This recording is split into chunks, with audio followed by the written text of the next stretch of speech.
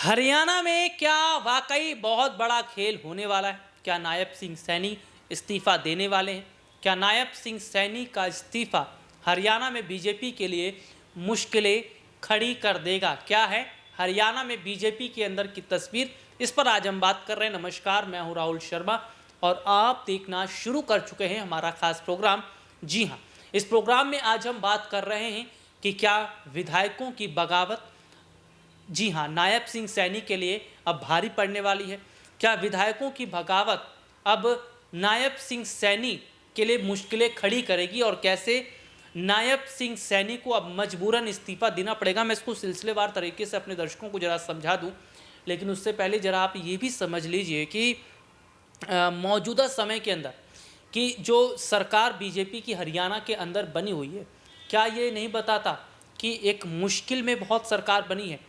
क्योंकि ये तो उम्मीद भी नहीं लगाई जा रही थी कि बीजेपी चुनाव हरियाणा में जीत जाएगी। और उसके बाद आप ये समझिए, हरियाणा में जिस तरीके से अंदर हालात हम देख रहे हैं, वो ये भी बताता है कि सीधे सीधे तौर पर जो अनिल विज हैं, राव इंद्रजीत हैं, या मैं आरती राव का जिक्र कर लूँ, तमाम जो बड़े चेहरे अरविंद शर्मा, ये सब नाराज़ हैं। नाराज़गी की वजह क्या है? नाराज़गी की वजह ये है क्योंकि जो मंत्रालय बांटे गए, ये मंत्रालय सोच समझकर नहीं बांटे गए। और सबसे बड़ी और प्रमुख बात क्या है, इसके अंदर हम ये देख रहे हैं कि नायब सिंह सैनी को ऐसे बहुत सारे पार्टी के अंदर लोग थे जो मुख्यमंत्री बनता हुआ नहीं देखना चाहते थे। जो पार्टी के अंदर उन्हें मुख्यमंत्री बनता हुआ नहीं देखना चाहते थे, उनमें अनिल विज, राव इंद्रजीत और बहुत सारे ऐसे नेता हैं जिनका, अगर हम कहें, बहुत सारे ऐसे विधायक हैं जो बाकायदा जाहिर तौर पर देखा जाए तो नाराज़गी, गुस्सा देखने को मिला। लेकिन आप ज़रा समझिए कि किस तरीके से नायब सिंह सैनी अब मजबूर हो रहे हैं इस्तीफ़ा देने पर। दरअसल अपने दर्शकों को बता दें कि नायब सिंह सैनी की सरकार बनने के बाद मंत्रालय का विभाजन किया गया। 12 विभाग खुद अपने पास रखे नायब सिंह सैनी ने, और 12 विभाग जब रखे नायब सिंह सैनी ने खुद अपने पास, उसके बाद में एक सवाल ये खड़ा हो रहा है कि आखिरकार इतने विभाग आपने अपने पास क्यों रखे? वित्त मंत्रालय, गृह मंत्रालय जैसा विभाग अपने पास रखा, और आप समझिए कि अनिल विज का तो नंबर ही कहीं नहीं है। अनिल विज का अगर हम कहें तो जिस तरीके से उन्हें दरकिनार कर दिया गया, या अनिल विज को जिस तरीके से पार्टी में एक, अगर हम कहें तो अलग ही रोल उन्हें देखने को मिला, ये चीज़ें कहीं ना कहीं बताती हैं कि क्या वाकई बहुत बड़ा धोखा अनिल विज के साथ हुआ है। क्या वाकई अगर हम कहें तो सीधे सीधे तौर पर अनिल विज के साथ में, आरती राव के साथ में बीजेपी ने जो किया वो ठीक नहीं है। अनिल विज सीएम बनने की रेस में थे, नहीं बन पाए, डिप्टी सीएम भी नहीं बन पाए, गृह मंत्रालय सोच रहे थे, वित्त मंत्रालय सोच रहे थे, ये भी उन्हें नहीं मिल पाया। लेकिन हाल फिलहाल की अगर हम बात कर ले तो राव इंद्रजीत क्यों नाराज़ है? क्योंकि राव इंद्रजीत का बड़ा प्रभाव हरियाणा के चुनाव में हमने देखा, हम सभी ने देखा कि हरियाणा चुनाव में उनका प्रभाव देखने को मिला। और ज़रा आप ये भी समझिए कि जिस तरीके के हालात हम देख रहे हैं, या जिस तरीके की स्थिति हम देख रहे हैं, वो जाहिर तौर पर ये बताती है, ये दिखा रही है कि क्या वाकई जो स्थितियाँ यहाँ पर बन रही हैं वो ये नहीं बताती कि बीजेपी अपने नेताओं से खुश नहीं, अपने मंत्रियों से खुश नहीं है। उन्हें मंत्रालय दिया गया, लेकिन वो भी नहीं दिया जाना चाहिए था।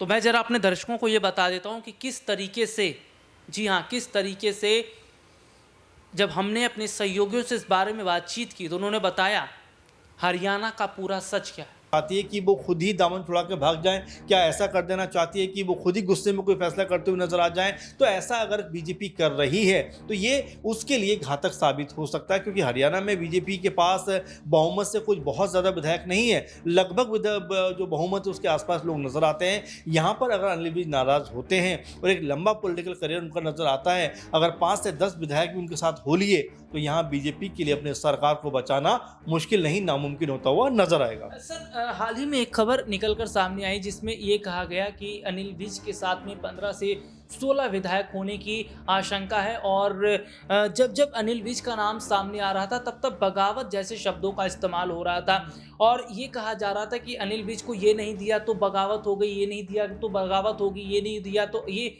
बगावत होगी। लेकिन अब कहाँ तक आप इस बात को मान रहे हैं, देख रहे हैं कि अब शायद बगावत जैसे शब्दों पर विराम अब कहीं न कहीं अनिल विज लगा देंगे, या जो बात कही जा रही थी बगावत को लेकर वो कहीं न कहीं अब वो करते नज़र आएँगे, क्योंकि इतने समय से लंबा इंतज़ार वो कर रहे हैं और अंत में देखते हैं कि उनके हाथ में वो तक नहीं आता जो उन्हें चाहिए था। देखिए, समय की बात आप कर रहे हैं कि अब विराम लगा देंगे, ज़ाहिर बात है कि ठीक है, लंबा समय हो गया, लेकिन राजनीति में कभी महत्वाकांक्षाएँ मरती नहीं हैं।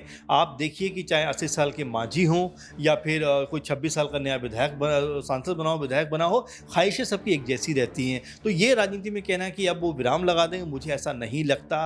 आप देखिए कि इससे पहले आपने मध्य प्रदेश में देखा होगा कि कमलनाथ और ज्योतिरादित्य सिंधिया के बीच में सीएम पद को लेकर जिस तरह तनातनी देखने को मिलती थी, उस वक्त भी ऐसा लगा कि चलिए ज्योतिरादित्य सिंधिया ने बात मान ली है, ख़त्म हो गया मैटर। लेकिन 15 महीने के बाद ज्योतिरादित्य सिंधिया ने जिस तरह से 20-22 विधायकों के साथ में एक अलग तरह से कह सकते हैं कि बीजेपी में शामिल होने का फैसला कर लिया, वो ये बताता है कि देखिए, लालसाएं कभी मरती नहीं है, लालसाएं हमेशा व्यक्ति के अंदर जिंदा रहती हैं और राजनीति में अगर आप एक्टिव हैं तो कम से कम ये लालसाएं आपकी ख़त्म नहीं होने देंगी आपको। क्योंकि देखिए, आप अगर किसी उम्मीद के सहारे ही कहते आदमी होता है, और आप अगर राजनीति में, तो आपको भी उम्मीद है कि मुझे कोई ना कोई बेटर पद मिलेगा।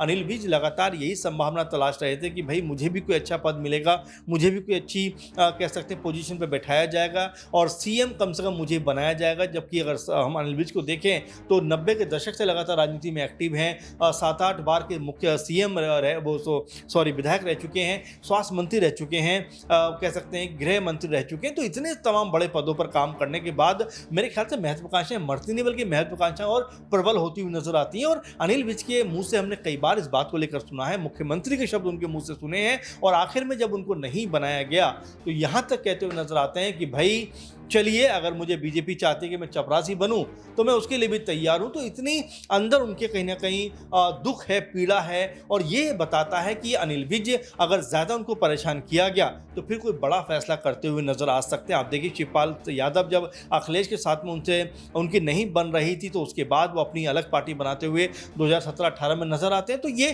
चीज़ें हैं जो समय के साथ साथ और ज़्यादा आपको मजबूत करती हैं और फैसला लेने की तरफ आतुर करती हैं कि भाई मैं इतना ज़्यादा अनुभव रखता हूं राजनीति में, मुझे आखिर तवज्जो क्यों नहीं दी जाएगी। आखिर क्या 8-10 साल की राजनीति में आए हुए लोगों को आप सीएम बना देते हैं, जबकि अगर अनिल विज को देखा जाए तो 20, 25, 30, 40 साल की राजनीति उनकी नजर आती है तो उनको आप दरकिनार कर देते हैं। तो ये जो पीड़ा है, टीस है, ये कहीं ना कहीं उनको जरूर परेशान करेगी। हो सकता है आने वाले दिनों में कोई बड़ा फैसला अनिल विज करते हुए नजर आ जाए। जी, बहुत बहुत शुक्रिया सर आपका। और देखिए, सर ने बताया कि एक लंबा अरसा भारतीय जनता पार्टी के साथ अनिल विज का रहा, बहुत सीनियर लीडर। बहुत ये रिपोर्ट आपने देखी जिसमें विस्तार से हमने अपने दर्शकों को दिखाया, और अब वाकई ये सवाल खड़ा हो रहा है कि क्या नायब सिंह सैनी को अब इस्तीफ़ा वाकई देना ही पड़ेगा, और अगर इस्तीफ़ा देना पड़ता है तो क्या कांग्रेस सरकार बना सकती है।